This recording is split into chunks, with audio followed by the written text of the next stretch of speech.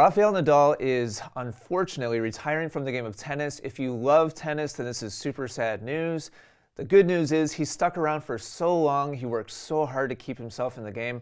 And in this video, I want to go over the top 3 things that you and I can copy from Nadal in order to upgrade your game and be a better competitor. I was very fortunate over the years to get to spend a lot of time very close watching Rafa. I recorded this footage we're about to look at.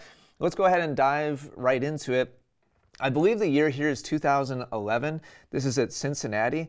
And this is just absolute vintage Rafael Nadal. I'm going to play through a minute or so here. And I just want you to watch the intensity. He's just getting fed back and forth. His coach is up at the net, and he's just going side to side, like classic windshield wiper drill. This is at the end of an hour-and-a-half practice. And I'm just going to let this play for a few seconds. And I want you to listen to his intensity, watch his intensity. You can just hear in his grunts, and you can see in his body language, he's tired. He's pushing as hard as he can. I'll link to the original video down below. I'm not sure what the goal here was. If it was a certain number of shots in a row, if maybe he had to make a certain number of balls back and forth. But for me, I think this was my first time watching Rafa, 2011, and I got to hang out around the practice courts at Cincinnati, and it was interesting watching all the different players and their different routines. Roger Federer was kind of infamous for going out to the practice courts, not really looking like he was taking it too seriously. Like his tempo and his intensity was always really low, laid back, relaxed. It almost kind of looked like he was phoning it in, super loose and relaxed. He never really ran around the court very much. And I would say on average, players would come out for about 45 minutes, maybe an hour, get a little bit of a sweat, but they're not pushing super hard. And then watching Rafa is like way over on the other end of the spectrum from Roger, just busting his butt every minute, hour-and-a-half solid, and then like capping it off with something super intense like this. And this is, I think if you play tennis on paper, you understand how big of a asset this is. But in practice, I think it's underappreciated. If you just send the message early and often to your opponent that I will not give up, I will not stop running, I will push for every ball, I will not stop running until the ball is landed for the second time on my side of the court. I'm not going to hope that the ball is going out. I'm not going to assume. I'm not going to get the ball and stop running before it bounces for the second time. Just run. And we've all played against that player that right after like the first game, we're like, oh shoot, like this is going to be a battle. And that is a skill that has to be cultivated. It's a habit that has to be developed. And for whatever reason, whether it was Uncle Tony's influence or just Rafa's innate like personality as just a hustler and a hard worker, maybe a combination of those two, maybe something having to do with the culture there. Spanish players in general kind of definitely have a reputation for being grinders, not minding to play long points, whatever it is. We can all choose to adopt that mindset and that mentality. And I think it's underappreciated how big of a weapon that really, really is. Okay, something I found really, so that's number 1. Just cultivate effort and hustle as a weapon. Number 2, I found this very interesting right from the beginning, and there's been a lot of conversation about it on the internet over the years. So here's a different training drill. This time, Rafa's just getting fed sitters, and he's just absolutely unloading on these and crushing. And I want you to watch the difference in swing. In fact, here, let me go back to this one, and he's using his not copyrighted. He's using, he kind of made the reverse forehand, like super famous, and the lasso forehand, like whatever you want to call it, buggy whip. And so watch how he's using that technique here as he's running and hustling and busting his butt back and forth. Right off the very first feed, which wasn't super tough. See how he's finishing on the same side of his body on each of these swings? And then it makes sense as he starts to really get stretched and go side to side. But now watch the contrast here. This time he's getting fed an easy ball down the middle. and he's just stepping in and unloading on all of these, transferring his weight forwards.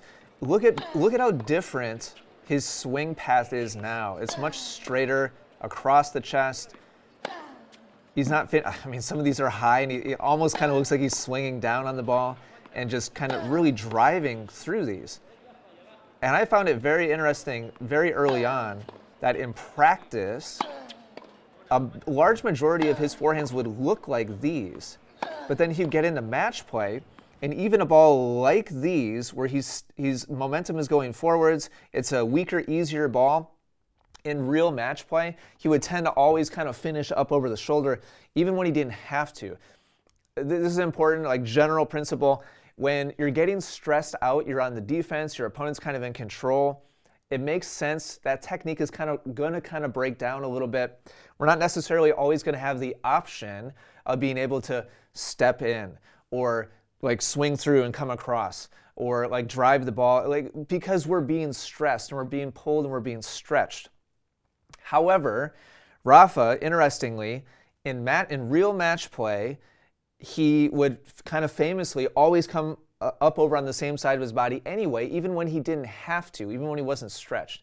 My personal opinion on this is that he kind of left a little bit on the table by not coming across his body more often in real life.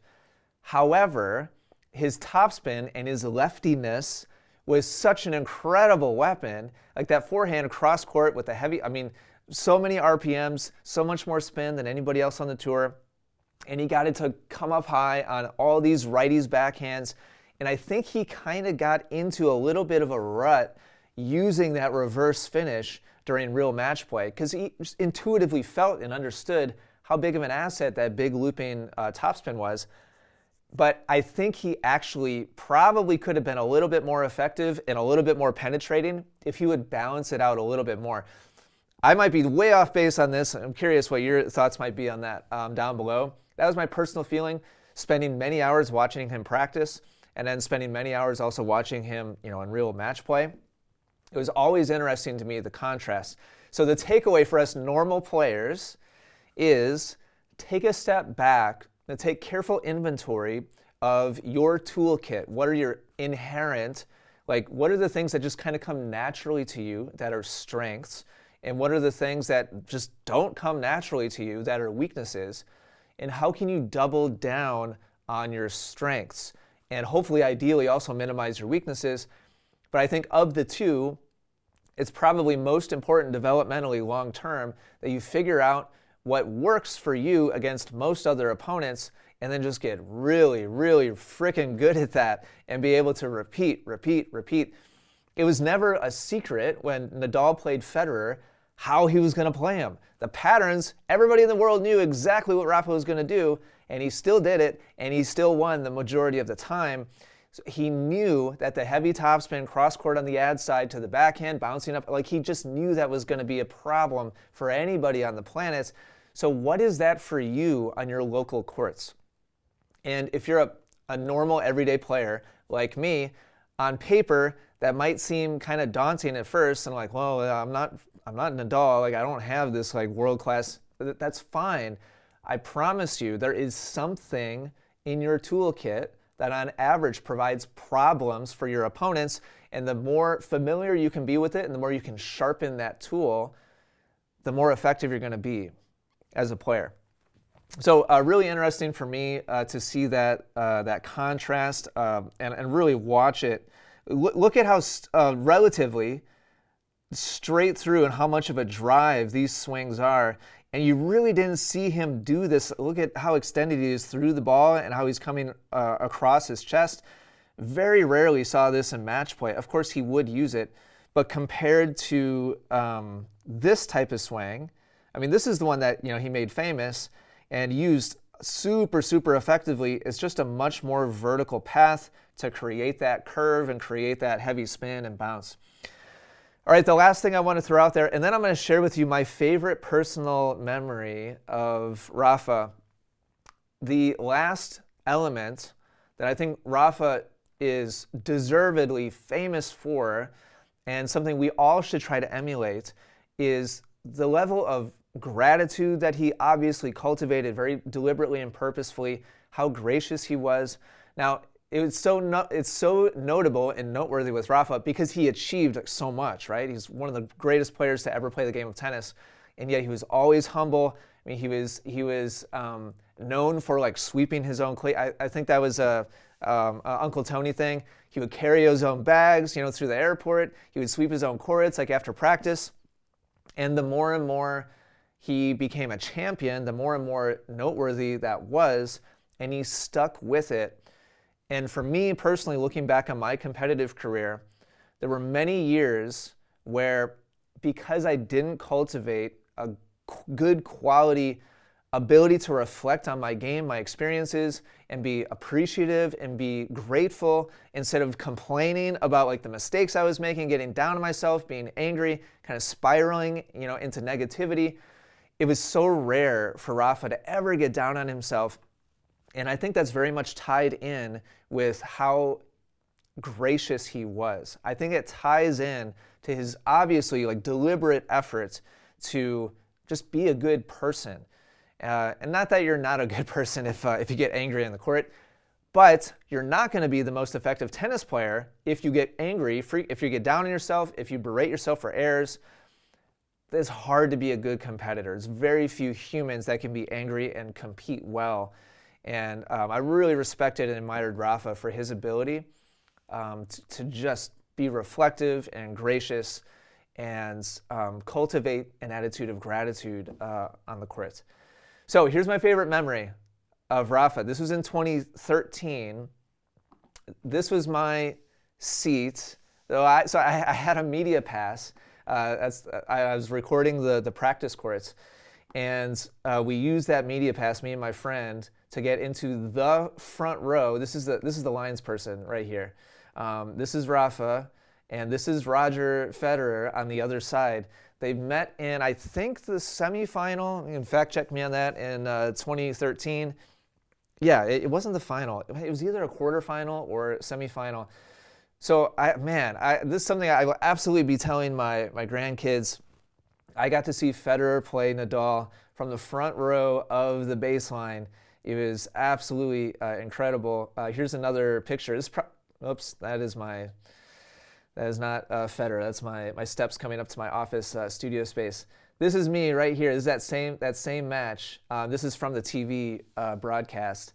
Man, what a privilege this was to be able to see these players near the prime of both of their careers. Obviously, they both peaked at kind of different times, but 2013 was just an incredible time to see both of them, two of the greatest players of all time, probably the best matchup, in the history of tennis. I'm curious what your thoughts are on that. If you could watch any two players play against each other, would it be Federer and Nadal, or would it be somebody else? Anyway, I feel so incredibly privileged that I got to spend a lot of time over the years watching both these guys practice and play. And I've always looked up to Nadal with incredible respect.